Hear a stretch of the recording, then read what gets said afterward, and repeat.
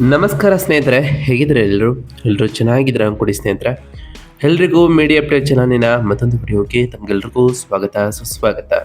ಸ್ನೇಹಿತರೆ, ಈ 2026ರ ಈ ಒಂದು ವರ್ಷದಲ್ಲಿ ಮೇ 22ರ ನಂತರ ವೃಶ್ಚಿಕ ರಾಶಿಯವರ ಭವಿಷ್ಯ ಹೇಗಿರಲಿದೆ?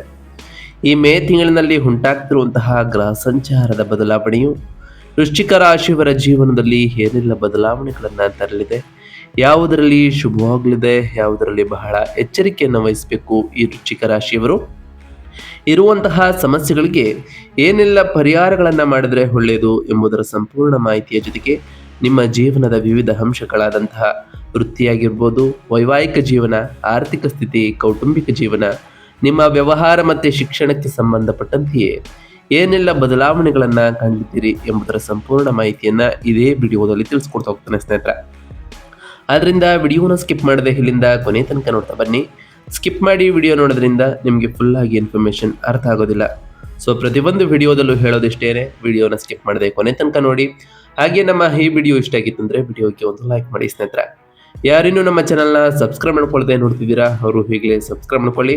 ಸಬ್ಸ್ಕ್ರೈಬ್ ಮಾಡ್ಕೊಂಡು ಪ್ರತಿನಿತ್ಯ ವಿಡಿಯೋ ವಾಚ್ ಮಾಡ್ತಿರೋರಿಗೆ ಥ್ಯಾಂಕ್ ಯು ಸೋ ಮಚ್ ಅಂತ ಹೇಳ್ತಾ, ಹಾಗಾದರೆ ಈ ವೃಶ್ಚಿಕ ರಾಶಿಯವರಿಗೆ ಮೇ ತಿಂಗಳು ಏನೆಲ್ಲ ಬದಲಾವಣೆಗಳನ್ನು ತರಲಿದೆ, ಈ ಮೇ 22ರ ನಂತರ ಹೇಗಿರಲಿದೆ ಎಂಬುದನ್ನು ತಿಳ್ಕೊಳ್ಳೋದಕ್ಕೂ ಮುಂಚೆ ಮೇ ತಿಂಗಳು ಹೇಗಿರಲಿದೆ ಎಂಬುದನ್ನು ತಿಳ್ಕೊಳ್ತಾ ಬರೋಣ.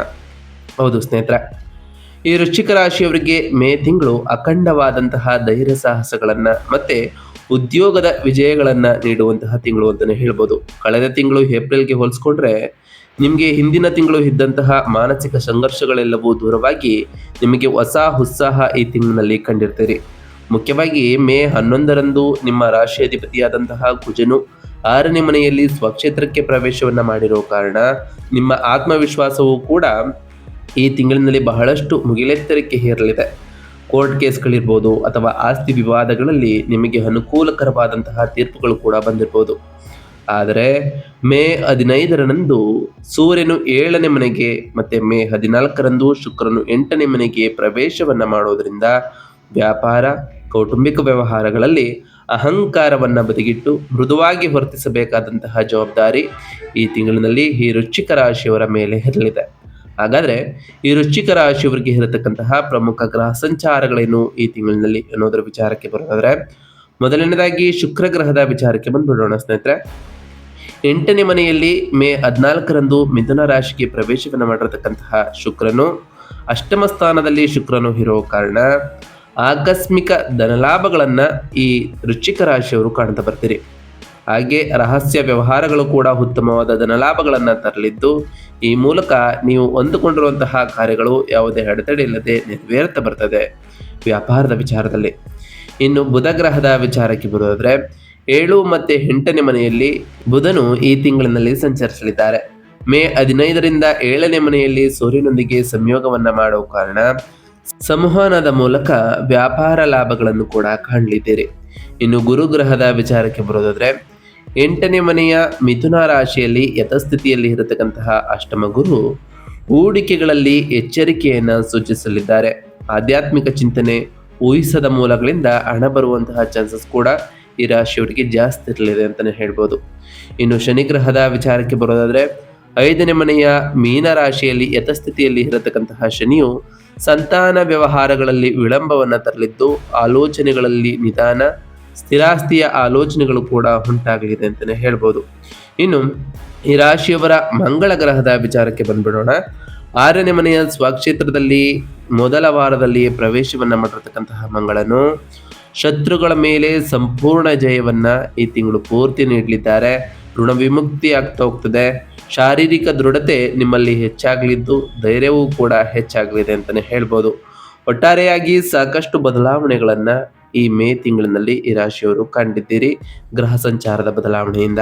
ಹಾಗಾದರೆ ಈ ಮೇ 22ರ ನಂತರ ಈ ರಾಶಿಯವರ ವೃತ್ತಿ ಮತ್ತು ಉದ್ಯೋಗ ಹೇಗಿರಲಿದೆ ಅನ್ನೋದ್ರ ವಿಚಾರಕ್ಕೆ ಬರೋದಾದರೆ, ಉದ್ಯೋಗಸ್ಥರಿಗಂತೂ ಈ ಮೇ ತಿಂಗಳು ಮರೆಯಲಾಗದಂತಹ ವಿಜಯಗಳನ್ನು ನೀಡ್ತಾ ಬಂದಿದೆ. ಅದರಲ್ಲೂ ಪ್ರಥಮ ವಾರದಲ್ಲಿಯೇ ಸೂರ್ಯನು 6ನೇ ಮನೆಗೆ ಉಚ್ಚ ಸ್ಥಾನದಲ್ಲಿ ಪ್ರವೇಶವನ್ನು ಮಾಡುವ ಕಾರಣ, ಹಾಗೆ ಮೇ 11ರಂದು ಲಗ್ನಾಧಿಪತಿಯಾದಂತಹ ಕುಜನೂ ಕೂಡ 6ನೇ ಮನೆಯಲ್ಲಿ ಸ್ವಕ್ಷೇತ್ರವನ್ನು ಹೊಂದುವ ಕಾರಣ ಇದು ಅದ್ಭುತವಾದಂತಹ ರಾಜಯೋಗವನ್ನು ಮೇ 22ರ ನಂತರವೂ ಕೂಡ ನಿಮಗೆ ನೀಡಲಿದೆ. ನೀವು ಕಚೇರಿಯಲ್ಲಿ ಏನು ಹೇಳುತ್ತೀರೋ ಅದೇ ಶಾಸನಬದ್ಧವಾಗ್ತಾ ಹೋಗ್ತದೆ. ನಿಮ್ಮನ್ನ ವಿರೋಧಿಸುವವರು ಮಾಡುವಂತಹ ಕುತಂತ್ರಗಳು ಅವರಿಗೆ ತಿರುಗು ಬಾಣವಾಗ್ತಾ ಹೋಗ್ತವೆ. ಉದ್ಯೋಗಕ್ಕಾಗಿ ಕಾಯುತ್ತಿರುವವರಿಗಂತೂ ಸಾಕಷ್ಟು ಬದಲಾವಣೆಗಳು ಆಗಲಿದೆ. ಸರ್ಕಾರಿ ಉದ್ಯೋಗದ ನಿರೀಕ್ಷೆಯಲ್ಲಿರುವವರಿಗೆ ಬಯಸಿದಂತಹ ಉದ್ಯೋಗವೂ ಕೂಡ ಸಿಗಲಿದೆ. ಬಡ್ತಿಯ ವಿಷಯಕ್ಕೆ ಬರೋದಾದರೆ ಯಾರಾದರೂ ಅಡ್ಡಿಪಡಿಸಿದರೂ ಅದನ್ನು ಮೀರಿ ವಿಜಯವನ್ನ ಸಾಧಿಸಲಿದ್ದೀರಿ. ಅದರಲ್ಲೂ ಈ ಮೇ 22ರ ನಂತರ ಸೂರ್ಯನ ಸಂಚಾರದಿಂದ ಸಮಾಜದಲ್ಲಿ ನಿಮಗೆ ಉತ್ತಮವಾದಂತಹ ಹೆಸರು ಮತ್ತೆ ಪ್ರತಿಷ್ಠೆಗಳು ಲಭಿಸಲಿದೆ ಅಂತಾನೆ ಹೇಳ್ಬೋದು ಸ್ನೇಹಿತರೆ. ಇನ್ನು ಈ ರಾಶಿಯವರಿಗೆ ಆರ್ಥಿಕ ಸ್ಥಿತಿ ಮತ್ತು ಧನಲಾಭ ಹೇಗಿರಲಿದೆ ಈ ತಿಂಗಳಿನಲ್ಲಿ, ಮೇ 22ರ ನಂತರ ಹೇಗಿರಲಿದೆ ಅನ್ನೋದ್ರ ವಿಚಾರಕ್ಕೆ ಬರೋದಾದ್ರೆ, ಆಕಸ್ಮಿಕ ಬೆಳವಣಿಗೆಗಳಿಂದ ಈ ತಿಂಗಳು ಕೂಡಿರುತ್ತದೆ. ಧನಾಧಿಪತಿಯಾದಂತಹ ಗುರು ಅಷ್ಟಮ ಸ್ಥಾನದಲ್ಲಿ ಇರೋ ಕಾರಣ ಸಾಕಷ್ಟು ಬದಲಾವಣೆಗಳನ್ನ ಕಂಡಿರ್ತೀರಿ. ಇದರ ಜೊತೆಗೆ ಮೇ 14ರಂದು ವ್ಯಯ ಮತ್ತೆ ಸಪ್ತಮಾಧಿಪತಿಯಾದಂತಹ ಶುಕ್ರನು ಕೂಡ ಅಷ್ಟಮಕ್ಕೆ ಬರುವ ಕಾರಣ ಈ ಅಷ್ಟಮ ಸ್ಥಾನದ ಗ್ರಹ ಸಂಯೋಗದಿಂದಾಗಿ ಇತರರ ಹಣ ನಿಮಗೆ ಒಲಿದು ಬರಲಿದೆ. ಹಿಂದೆ ನಿಂತು ಹೋಗಿದಂತಹ ಇನ್ಸೂರೆನ್ಸ್ ಅಥವಾ PF ಹಣ ನಿಮಗೆ ಕೈ ಸೇರಲಿದೆ. 6ನೇ ಮನೆಯಲ್ಲಿ ಬಲವಾದ ಕುಜನಿಂದಾಗಿ ನಿಮ್ಮ ಮೇಲಿರುವಂತಹ ಬ್ಯಾಂಕ್ ಸಾಲಗಳು ಅಥವಾ ಹಳೆಯ ಸಾಲಗಳನ್ನು ತೀರಿಸಲು ಬೇಕಾದಂತಹ ಆರ್ಥಿಕ ಸಹಾಯವೂ ಕೂಡ ನಿಮಗೆ ಲಭಿಸಲಿದೆ. ಆದರೆ ಶೇರ್ ಮಾರ್ಕೆಟ್ ಅಥವಾ ಟ್ರೇಡಿಂಗ್ನಂತಹ ಊಹಾತ್ಮಕ ಹೂಡಿಕೆಗಳಿಗೆ ಈ ತಿಂಗಳು ಅಷ್ಟು ಅನುಕೂಲಕರವಾಗಿಲ್ಲ ಅಂತಲೇ ಹೇಳ್ಬೋದು. ಭಾರಿ ನಷ್ಟಗಳು ಬರುವಂತಹ ಚಾನ್ಸಸ್ ಇರಲಿದೆ. ಇನ್ನು ಆರೋಗ್ಯ ಮತ್ತು ಯೋಗಕ್ಷೇಮದ ವಿಚಾರಕ್ಕೆ ಬರೋದಾದರೆ, ಆರೋಗ್ಯದ ವಿಷಯದಲ್ಲಿ ಡಬಲ್ ಎನರ್ಜಿ ಬರುವಂತಹ ತಿಂಗಳು ಅಂತಲೇ ಹೇಳ್ಬೋದು.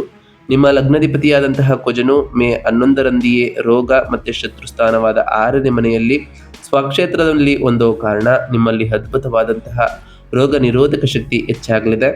ಹಳೆಯ ಕಾಯಿಲೆಗಳು ಮತ್ತು ದೀರ್ಘಕಾಲದ ನೋವುಗಳು ತಾವಾಗಿಯೇ ಗುಣಮುಖವಾಗ್ತಾ ಹೋಗ್ತವೆ. ದೈಹಿಕ ಶ್ರಮ ಮಾಡಲು ಬಹಳ ಉತ್ಸಾಹವನ್ನ ತೋರ್ತೀರಿ. ಆದರೆ 8ನೇ ಮನೆಯಲ್ಲಿ ಗುರು ಶುಕ್ರರ ಪ್ರಭಾವದಿಂದ ಮತ್ತು 7ನೇ ಮನೆಯಲ್ಲಿ ಸೂರ್ಯನಿಂದಾಗಿ ದೇಹದಲ್ಲಿ ವಿಪರೀತ ಉಷ್ಣ, ಮೂತ್ರಪಿಂಡಗಳ ಅಥವಾ ಯೂರಿನರಿ ಇನ್ಫೆಕ್ಷನ್ ಬರುವಂತಹ ಸಾಧ್ಯತೆ ಇದೆ. ಆದ್ದರಿಂದ ನಿಯಮಿತವಾಗಿ ವ್ಯಾಯಾಮ ಮಾಡುವುದು ಹಾಗೆ ಹೆಚ್ಚಾಗಿ ನೀರನ್ನು ಕುಡಿಯುವುದು ಕೂಡ ಅವಶ್ಯಕ ಅಂತಲೇ ಹೇಳ್ಬೋದು. ಜಂಕ್ ಫುಡ್ನಿಂದ ಸಾಧ್ಯವಾದಷ್ಟು ದೂರ ಇರುವುದು ಒಳ್ಳೆಯದು ಅಂತಲೇ ಹೇಳ್ಬೋದು ಸ್ನೇಹಿತರೆ. ಇನ್ನು ಕುಟುಂಬ ಮತ್ತು ವೈಯಕ್ತಿಕ ಸಂಬಂಧಗಳ ವಿಚಾರಕ್ಕೆ ಬರೋದಾದರೆ, 7ನೇ ಮನೆಯಲ್ಲಿ ಮೇ 15ರಂದಿಯೇ ಸೂರ್ಯನು ಪ್ರವೇಶವನ್ನ ಮಾಡಿರೋ ಕಾರಣ ವೈವಾಹಿಕ ಜೀವನದಲ್ಲಿ ಒಂದು ಪರೀಕ್ಷೆ ಸಮಯ ನಿಮಗೆ ಎದುರಾಗ್ತಾ ಬಂದಿದೆ. ಜೀವನ ಸಂಗಾತಿಯೊಂದಿಗೆ ಸಣ್ಣ ಪುಟ್ಟ ವಿಷಯಗಳಿಗೂ ತೀವ್ರವಾದಂತಹ ವಾಗ್ವಾದಗಳು, ಪಟ್ಟು ಹಿಡಿಯುವಿಕೆ, ಒಬ್ಬರು ತಗ್ಗಿದರೂ ಸಮಸ್ಯೆ ತಕ್ಷಣ ಇದಕ್ಕೆ ಬಗೆಹರಿಯುತ್ತಾ ಹೋಗ್ತದೆ. ಪಂಚಮ ಸ್ಥಾನದಲ್ಲಿ ಶನಿಯ ಸಂಚಾರ ಇರೋ ಕಾರಣ ನಿಮ್ಮ ಮಕ್ಕಳ ಮೊಂಡುತನ ಮತ್ತೆ ಅವರ ಓದಿನಲ್ಲಿ ಮಂದಗತಿಯನ್ನ ನೀವು ಕಾಣ್ತಾ ಬರ್ತೀರಿ. ಅದು ನಿಮ್ಮನ್ನ ಆತಂಕಕ್ಕೆ ಈಡು ಮಾಡಲಿದೆ. ಮಕ್ಕಳೊಂದಿಗೆ ಸಮಯ ಕಳೆಯುವುದು, ಅವರ ಸಮಸ್ಯೆಗಳನ್ನ ಅರ್ಥ ಮಾಡಿಕೊಳ್ಳುವುದು ಈ ರಾಶಿಯವರಿಗೆ ಬಹಳ ಮುಖ್ಯವಾಗಿರಲಿದೆ. 8ನೇ ಮನೆಯಲ್ಲಿ ಶುಕ್ರನಿಂದಾಗಿ ಜೀವನ ಸಂಗಾತಿಯ ಕಡೆ ಸಂಬಂಧಿಕರೊಂದಿಗೆ ಕೆಲವು ವ್ಯವಹಾರಗಳು ಕೂಡ ನೆರವೇರಲಿದೆ ಅಂತಾನೆ ಹೇಳ್ಬೋದು. ಇನ್ನು ಈ ರಾಶಿಯವರ ಶಿಕ್ಷಣ ಮತ್ತೆ ವಿದ್ಯಾರ್ಥಿಗಳ ವಿಚಾರಕ್ಕೆ ಬರೋದಾದ್ರೆ, ವಿದ್ಯಾರ್ಥಿಗಳಿಗೆ ಇಂದು ಹೋರಾಡಿ ಗೆಲ್ಲುವಂತಹ ಸಮಯ ಅಂತಾನೆ ಹೇಳ್ಬೋದು.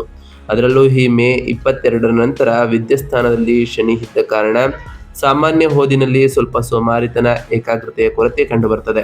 ಆದರೆ ಯಾರು ಮೆಡಿಕಲ್, ಡಿಫೆನ್ಸ್, ಲಾ ಅಥವಾ ಕಾಂಪಿಟೇಟಿವ್ ಎಕ್ಸಾಮ್ಗೆ ಸಿದ್ಧರಾಗುತ್ತಿದ್ದೀರೋ ಅವರಿಗೆ 6ನೇ ಮನೆಯಲ್ಲಿ ಇರ್ತಕ್ಕಂತಹ ಕುಜ ಮತ್ತು ಸೂರ್ಯನ ಅದ್ಭುತವಾದಂತಹ ಶತ್ರು ಜಯವನ್ನು ನಿಮಗೆ ನೀಡಲಿದ್ದು, ಎಷ್ಟು ಕಷ್ಟಪಡ್ತೀರೋ ಅಷ್ಟು ಅದೃಷ್ಟವೂ ಕೂಡ ನಿಮಗೆ ಬರಲಿದೆ ಅಂತಲೇ ಹೇಳ್ಬೋದು. ಹಾಗೆ ಹೊಸ ಹೊಸ ಕೌಶಲ್ಯಗಳನ್ನು ಕಲಿಬೇಕು ಅನ್ನೋರಿಗೂ ಕೂಡ ಬಹಳ ಅನುಕೂಲಕರವಾಗಿರಲಿದೆ ಅಂತಲೇ ಹೇಳ್ಬೋದು ಸ್ನೇಹಿತರೆ. ಇನ್ನು ಈ ರಾಶಿಯವರ ವ್ಯಾಪಾರ ಮತ್ತು ಸ್ವಯಂ ಉದ್ಯೋಗದ ವಿಚಾರಕ್ಕೆ ಬರೋದಾದ್ರೆ, ವ್ಯಾಪಾರಸ್ಥರಿಗಂತೂ ಮಿಶ್ರ ಫಲಿತಾಂಶಗಳನ್ನು ಈ ತಿಂಗಳು ನೀಡ್ತಾ ಬಂದಿದೆ.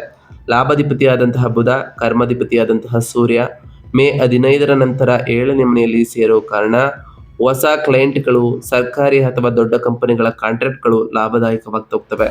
ನಿಮ್ಮ ವೃತ್ತಿಪರ ನೆಟ್ವರ್ಕ್ ಭಾರಿ ಪ್ರಮಾಣದಲ್ಲಿ ವಿಸ್ತರಿಸಲಿದೆ. ಆದರೆ 7ನೇ ಮನೆಯಲ್ಲಿ ಕೂರಗ್ರಹವಾದಂತಹ ಸೂರ್ಯನ ಪ್ರಭಾವದಿಂದಾಗಿ ವ್ಯಾಪಾರ ಪಾಲುದಾರರೊಂದಿಗೆ ತೀವ್ರವಾದಂತಹ ಅಹಂಕಾರದ ಘರ್ಷಣೆ ಬರುವಂತಹ ಸಾಧ್ಯತೆ ಇರ್ತದೆ. ಲಾಭಾಂಶದ ಹಂಚಿಕೆಯ ವಿಚಾರಕ್ಕೆ ಬರೋದಾದರೆ ಸಾಕಷ್ಟು ಬದಲಾವಣೆಗಳನ್ನು ಕಾಣ್ತಾ ಬರ್ತೀರಿ.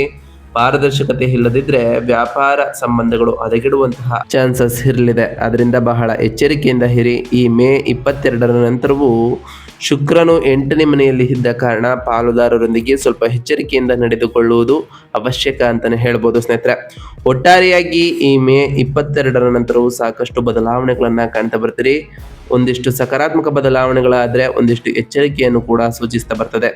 7ನೇ ಮನೆಯಲ್ಲಿ ಸೂರ್ಯನಿಂದ ಬರುವಂತಹ ದಾಂಪತ್ಯ ದೋಷಗಳನ್ನ ನಿವಾರಿಸಿಕೊಂಡು 6ನೇ ಮನೆಯಲ್ಲಿ ಲಗ್ನಾಧಿಪತಿಯಾದಂತಹ ಕುಜನ ಸಂಪೂರ್ಣ ಶಕ್ತಿಯನ್ನ ಪಡೆಯಲು ನಾವು ತಿಳಿಸ್ಕೊಡುವಂತಹ ಸರಳ ಪರಿಹಾರಗಳನ್ನ ಮಾಡ್ತಾ ಬನ್ನಿ. ವೈವಾಹಿಕ ಜೀವನದಲ್ಲಿ ಮತ್ತೆ ಪಾಲುದಾರರೊಂದಿಗೆ ಅಹಂಕಾರದ ಘರ್ಷಣೆಯನ್ನ ಕಡಿಮೆ ಮಾಡಲು ಪ್ರತಿದಿನ ಬೆಳಗ್ಗೆ ಸೂರ್ಯ ದೇವರಿಗೆ ಆರ್ಘ್ಯವನ್ನ ಸಮರ್ಪಿಸಿ ಆದಿತ್ಯ ಹೃದಯ ಸ್ತೋತ್ರವನ್ನ ಪಠಿಸಿ ಸ್ನೇಹಿತರೆ.